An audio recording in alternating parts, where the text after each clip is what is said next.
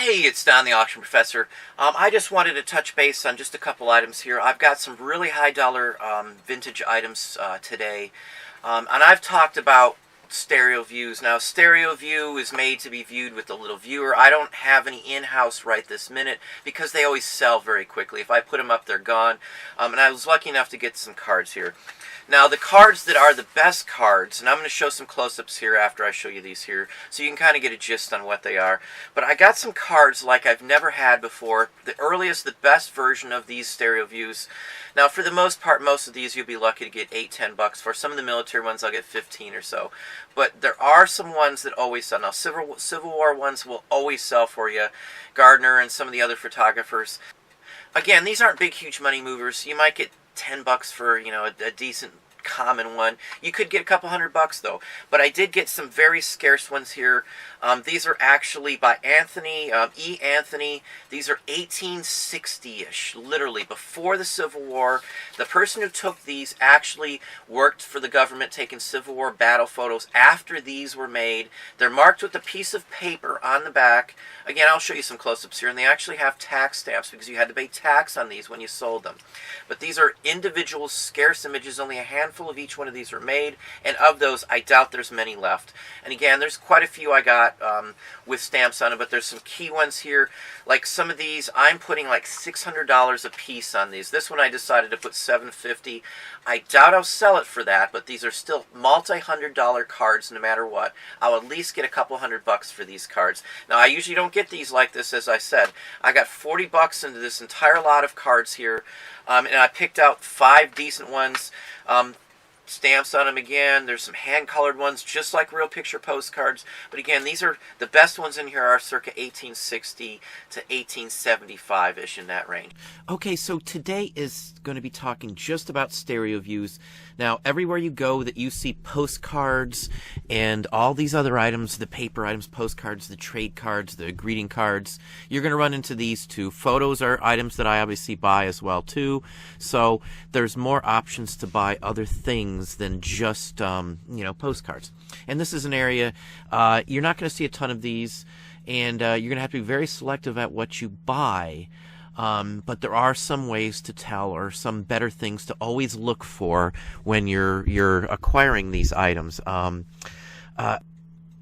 But let's look at what they are first. Now, a stereo view, in general, the idea of being able to view 2 images, one in each eye that's slightly different, has been around since the 1830s.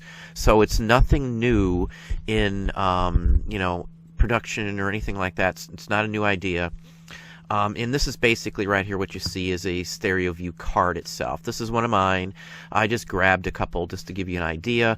And it's basically taken with 2 cameras mounted next to each other, and they're spaced apart to be equal to the space that your eyes are technically spaced apart. So it actually has a wood slat that runs between the 2 of these, so it separates them, one for each eye. And that's literally how this works. It tricks your eye into seeing depth where there is no depth. And that's basically all it is. Just a card with 2 photos on it, separately applied.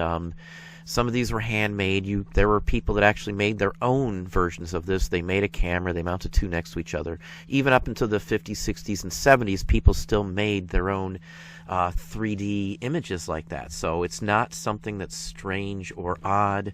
But let's move on here.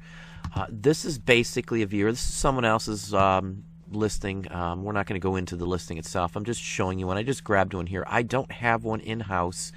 Literally, I had one a month or 2 ago. I didn't think I'd be talking about it, so I did sell it. This one's a little better than most. It's got brass eyepieces and brass fittings and all. But this is the gist of it.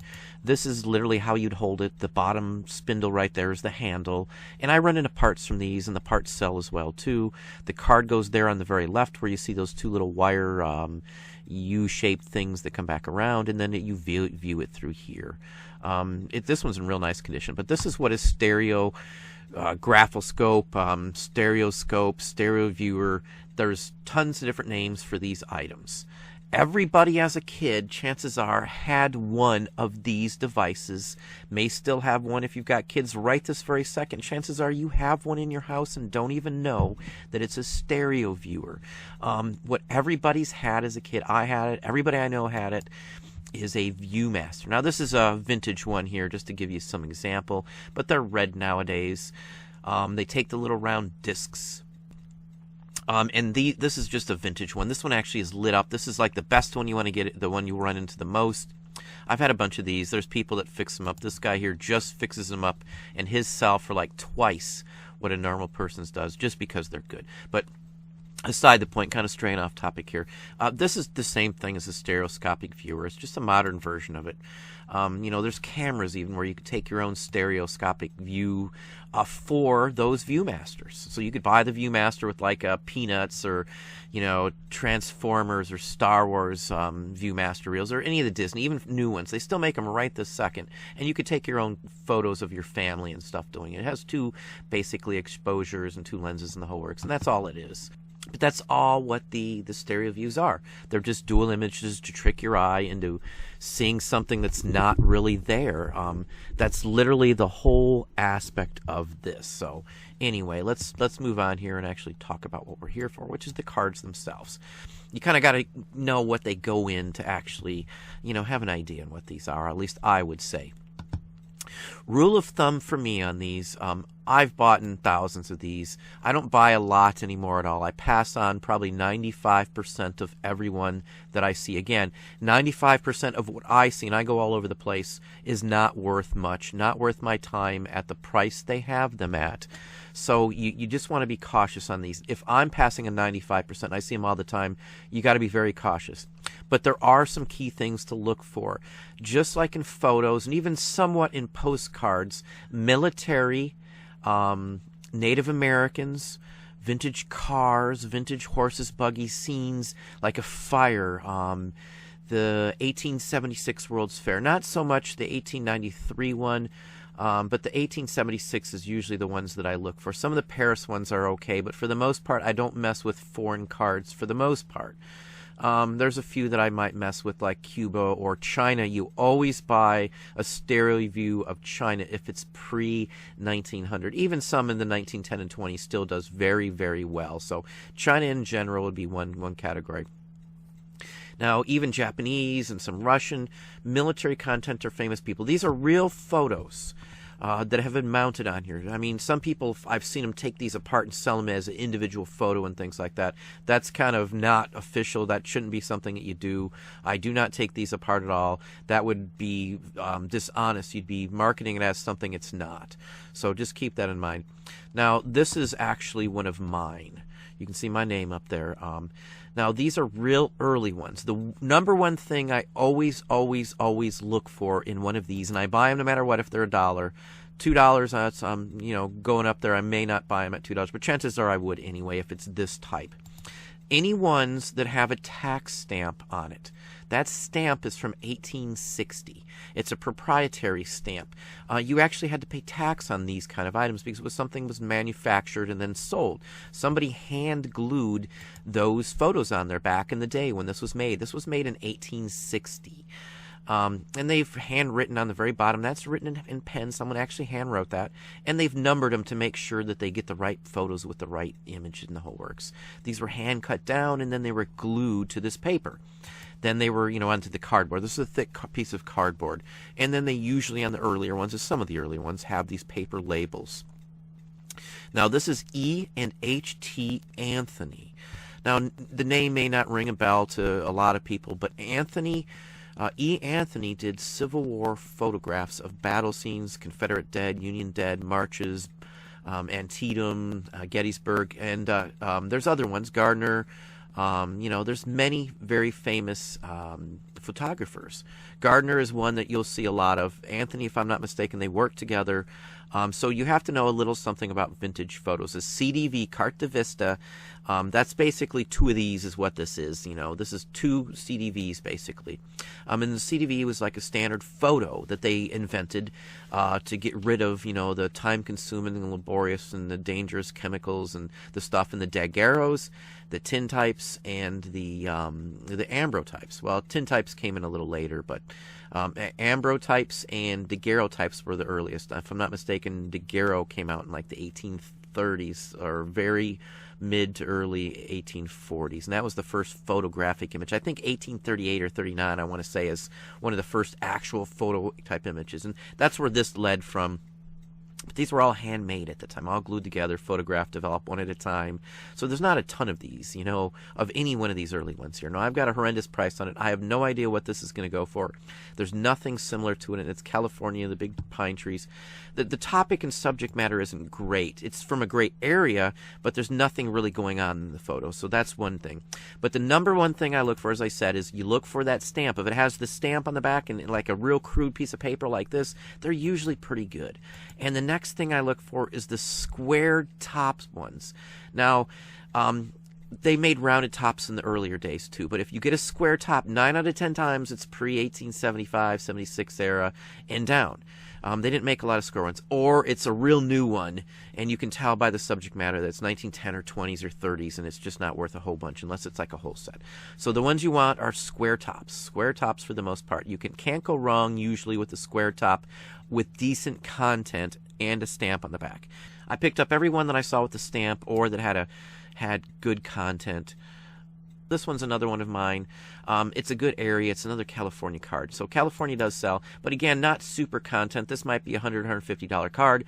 I'm just throwing it out there because you never know what's going to happen. Mono Lake is still a very popular area that sells in the postcards, the RPPC. So these all kind of tie in together. So who knows what the bottom line was, but I'll probably list it up. This one might be one of those rare items that I list as an auction for like $75 starting bid and just see what happens. I'll probably get to $75 on it. Let me pop back over here. Other ones that I find are like this one. This one was in the lot too. This is one of the ones that I got right here. This just went up the other day. Again, stamp on the back. This is an 1860 as well. It's an Anthony. Now, it doesn't have to say Anthony. Any of the ones with these early stamps on it are good. Especially, again, square top on the top. Now, again, they're not all square, the good ones. Some of them are rounded, so it is a little confusing there. But square, you're pretty darn safe on if it has a stamp and it's square. This is from the Japanese Embassy Ball from 1860. This is a New York scene of a bar-type establishment that burned down after this. So it's got several watchers on it now. I think there's 3 or 4 watchers on this one right now. But I'll give you a little idea here on why this one might be worth money. This one is from the same set as this one. And unfortunately, this is one of those that's missing the photo, so I can't zoom in on it. But this is from the exact same set that I have that card from. And they're all rare. This one went for $600 right off the bat. This one has soldiers marching up and down the street, so it's a little busier of a scene. I'm still, figuring $250-ish for mine minimum and then up. And then here's another one from that same set that you just saw from me, $600, Japanese Embassy, New York. It's a street scene, so it's a little better, obviously, than what I have. But again, these early ones sell, and they sell very well. Let's move on, and I'll show you some other ones here so we can kind of get an idea. Let me close off a few of these here. But I buy them when I see the good ones here. Now, here's another one. This one's a stamp. This one's a rounded one. I want to show you the difference here. Now, this one's 1860 to 1865. The stamp itself is from 1865, and you can read that on there. Now, the card was made between 1860 and 1865. Don't always go by what it says on the stamp date, because you can use these for years. Somebody could have stamped this all the way up to, the time they stopped stamping in the 1890s. It's just like postcards. If you see a real picture postcard, you can see 1910 postcards that have been mailed in the 50s and 60s. So don't always pay attention to that. Pay attention to the card itself, not the date on the cancel or not the date on the tax stamp as this one is here. But this one has rounded tops. And this one's an early one. It's a hotel in Paris. I don't expect to get a ton for this just because it's not the best image. But it's an early one and it's hand-tinted. Just like the real picture postcards and the regular postcards are hand-tinted, they did that with these as well, too. Again, this is 1860-ish, 1865 at the very latest, and we can date that. but it's rounded. Now, you can tell by looking at the image and the style. I only bought it because of the stamp on the back. I've got $1 into it, so I'm not going to worry. I will at least get 20 or 30 bucks. No way on earth I won't. So anyway, let's move on here, and let's just show you some prices. And I've got a few that I picked this to show you here, but it doesn't always have to be the rounded. Certain issues, again, look for the same kind of things you would in the postcards. The topics, railroads, real picture. These are all real pictures for the most part, the ones you want to buy. Don't buy any stereo views that are not real photos. Take a Loope with you. If it has dots, don't buy it. Don't buy any that are, not real photo. Buy only the real photo stereo cards. I want to get that across to you. Only real photos, please. Don't waste your money on any of the other ones. There's very few cases that there's some that aren't real photos that are still worth some money. And I won't even show you any because they're that rare. I don't run into very many at all that aren't real photos, that aren't that have a value, I should say. Transcontinental Railroad, the spike, the final spike. Now, you got to know that that's worth some money. And you can see it went for between $1,200 and $1,500. Here's a China set. And again, they come in like books. They look like a little book, like right here, and it's a whole set sometimes. There's 32 in this one. It's a mining town. If you don't know, Butte, Montana is a mining. This is going to be a mining scenes in here. 32 of these cards went for $1,200. There's a lot of money into it. And this shows up. Now, here's a good hint. Go to an estate sale and look at the bookcases. If they don't have the viewer, the people don't realize necessarily that's what it is, and they just throw prices on here. And maybe half a dozen times, I picked up a killer box set of stereo views, stereographs, whatever you want to call them. I call them stereo views, as does the category in eBay. So that's what I call them. But I picked up a half a dozen times or so a book full of really good ones, World War II or World War I, a whole set. The military even used these for assessing bomb damage. They took stereoscopic views of bomb damage scenes and stuff to see. You're going to find similar things with the racial cards. I'm going to warn you as well too. Same with the Native Americans, some derogatory remarks and things like that. Some of the titles in the cards. So you're going to have to either decide, make a decision on if you want to sell them or not. I don't run into the really rare ones. I don't run into the Native Americans or any of the African American cards. I have bad feelings about some of the topics in them. So I'll just leave it at that. You make your own decision. I'm not going to criticize you if you decide to do it or don't decide to do it. My wife has Native American blood in her family, so I do have some ties to it. So let's just leave it at that. Here's a good one here too. Like, you got to know, if you see a Custer one, real photo after the battle, it's worth something. If you see Native Americans, and even if it's rounded, it's worth something. But usually, as a rule, the older the card is, the more chance it's going to be to have a square top. Square top. This is 1860s. This one's 1860s square top. This one's mid to late 1870s. So it's not necessarily square. Like in the late 1860s, through like 1870, they started switching over, for the most part, for all of them. I don't know what the deal was, but that's when it happened. Gold Run, mining scenes always sell. Again, here's Alaska Territory sells. Not all foreign ones are, worthless. So there are going to be some you're going to see in here in a few moments, but for the most part, there's not many that are worth a ton of money. Here, again, early scenes. Mormon items, early Mormon items always sell. Real picture postcards always sell. Again, railroads sell. Indian reservation, Native American tribes, those always sell regardless of what the top is. Again, those are just things you're going to look for. You got to know something about them. Here's a real good example. This is an early one. This person probably could have put a lot more on it in my book. I'm not going to go in and look at this. It's probably going to be a tin type, a glass type, or something along that line. They took these and printed them on sheets of glass at one point with like a paper frame so you could show through the image and show up better. So you are going to see rounded ones early. That's foreign. That's one of the rare occasions where there's something foreign that's worth some money, because it's early. Early sells. If it's earlier, they're worth more money. That's just usually a given. In Yellowstone parks, again, it's California. This one's let's see, Moy Bridge. Now this is one that does California cards, and if I'm not mistaken, this took launch from California, so this is probably in the California set. I wouldn't doubt for a minute there. So anyway, Sacramento, California. Again, California cards. Even cards into the 20s from some of the California ones can sell.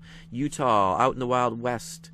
Native Americans, California again, $657. I'm not calling out these prices, but every one you've seen before this is worth more than $657, all the way up to the $1,800 range. There's even viewers, the big machines, that can go for $10,000, $15,000. So just keep that in mind too. But you're going to have to take a minute through and look through these, you know, and get an idea on it. If this is something you run into, or you're into this, that's what you want to do. Let me show you just a few here that I could find some close-ups.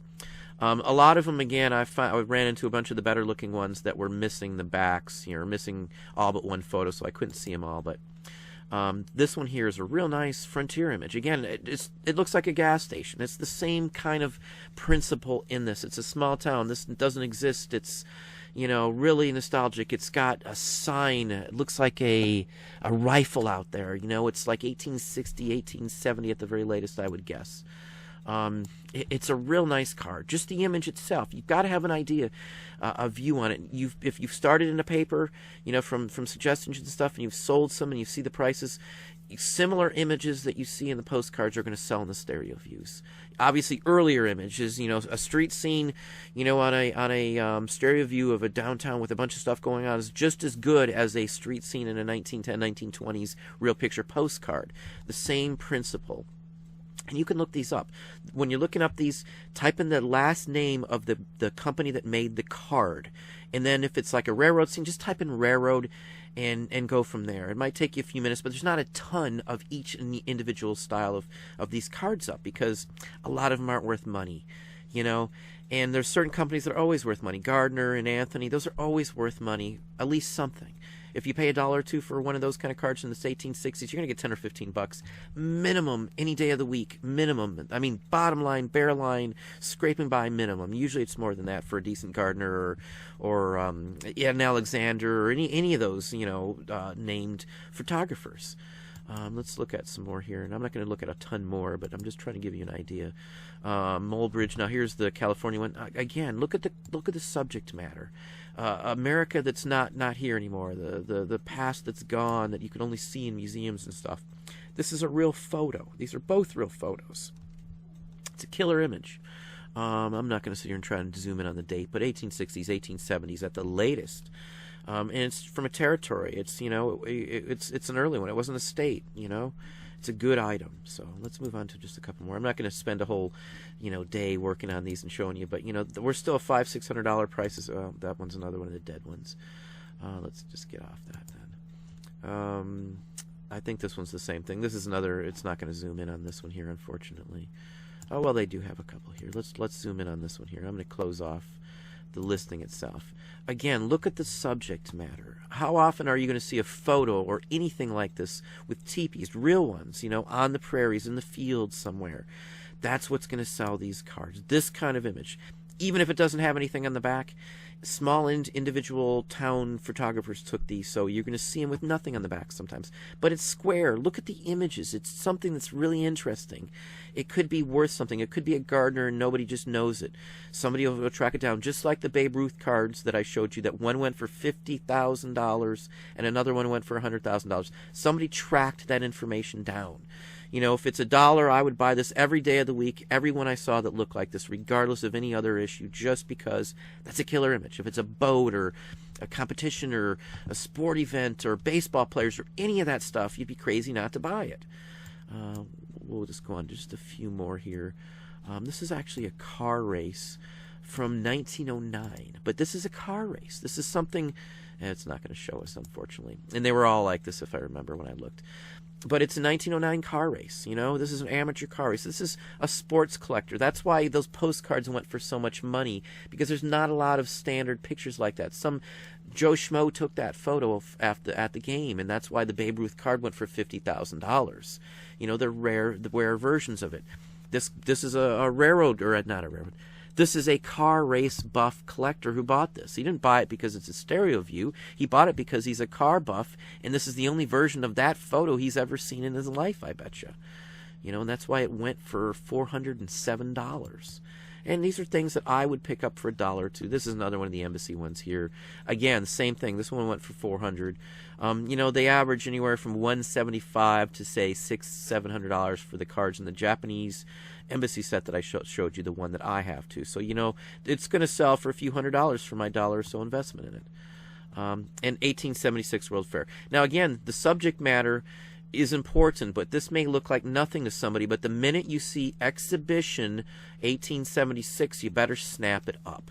Any photo usually from the 1876 World's Fair is worth some money. Now, when you go into the later ones and, you know, the Cotton Expo and stuff in the 1882, 83 era, or you're going into the local fairs, regional, you know, like Tri-State, Quad-State, or anything like that, they're not worth as much. Or the 1893 Columbian Exposition World's Fair, the price goes down because they made so many more of them than they did. In 1876, it was still semi-new. A lot of people hadn't even seen a stereo viewer because they didn't have the money. So this was still a new novelty. It wasn't by the time 1893 World Fair rolled out, so just keep that in mind. These are nothing. These are just cups, but it's from a manufacturer. It's like a trade card, basically, advertising his wares at the show, and it's got a real nice back on it. Yeah, I mean, it's a real nice one here. Very nice. You can't miss these.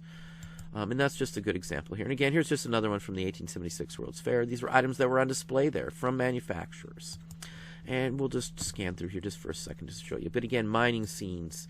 Spend 10 minutes looking through this. That should be all you should need to at least go out there and be very effective. Again, here's another one from the Japanese Embassy, $600. Sacramento, California one, $595. Auto racing, $590. This is London Zoo. Now, this is a specialty set that you could only get at the zoo, so that's a little different. Who knows on stuff like that. Again, there's not a lot of foreign ones, but again, I do sell foreign postcards that are from UK, so you can assume that if a foreign UK postcard goes for well, that so would something like that.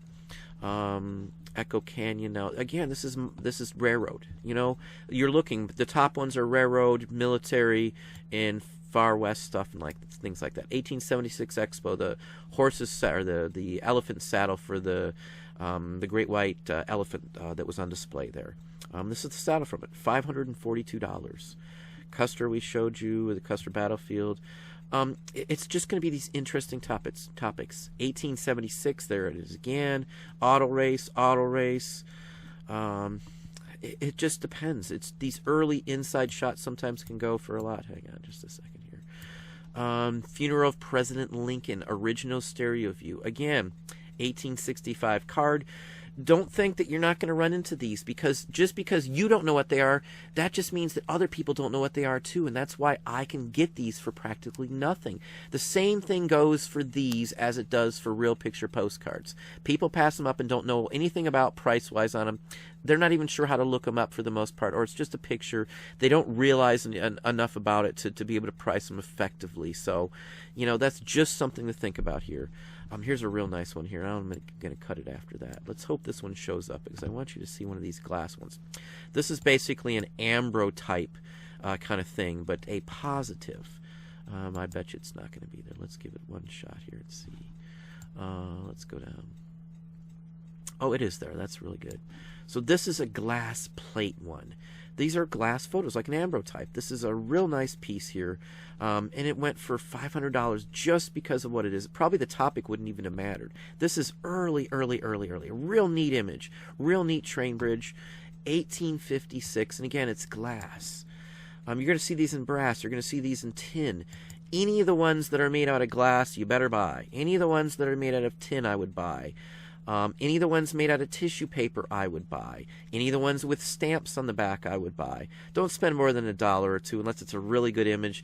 I've spent $10 or so. I think that's the max I've ever spent on one of these cards. I usually pass them by if it's more than that, because I assume that they've been looked up. Not always, but you know, I've never ran into one that was really cool that I thought would go for good money that was more than $10. Let's just put it that way. There's the date on the bottom left. It's kind of hard to see it, but I can see the 1856. This is a killer one, you know. It's just a real neat thing here. And it's got like tape on the edges, and that's how it was made, and that's how some of the Ambro types in the early photos have tape that sealed the pieces together on these. But that's what I got on these today. Again, hopefully that gives you some real good ideas on the ones to get, because again, 95% of what I see I do not buy. So do not waste your money if you don't know for sure. But if you see military, you know, bombings from Civil War or Native American or Custer or anything Native American related, all the way up to 1910ish in that era. Car races, baseball ones, train depots, of course. Train depots are just as expensive in stereo views, if not more, than the actual real picture postcards. And real picture postcards, train stations and depots can go for $500, $600, $700, $800 or more for one of those. So this is just as important of an item to look for as a postcard. I guarantee it. You're going to make some money if you run across the right ones. And again, if you're only looking for postcards, you've got to spread out even further from that. Because, you know, I see the people not running into this item or running into that item. Again, as I said, I'm going to start showing you more items you can be looking for at the same sources that you're going to, so you're not just going to look for postcards. And if you haven't watched all my videos, I'm heading to the 200 videos up right now here on YouTube. And I've got tons of topics like this on items that you're going to run into when you're looking for postcards, or you're looking for the paper items, or you're at these sales, or you're at these auctions. These are all items you need to look for, and these are all items you should look for everywhere you go that has these vintage items at. So anyway, that's what I have for you today. But I'm going to show you some close-ups here, and we'll just go from there. Well, there you go. That's what I have today. Again, there's a ton of money in these as long as you're getting the right ones. Again, most of these aren't worth a ton of money. The viewers themselves, you know, I wouldn't pay more than, say, 10 or 15 bucks for them unless it's in excellent condition and includes a ton of cards. But again, stereo view cards sell very well. Hopefully that gives you some ideas. Hopefully that shows you some of what can be sold in the stereo view category. But again, Don the Auction Professor, if you enjoyed it, please hit the like button below. You can also hit the bell icon up top to be notified when I post new videos. Subscribe and tell a friend.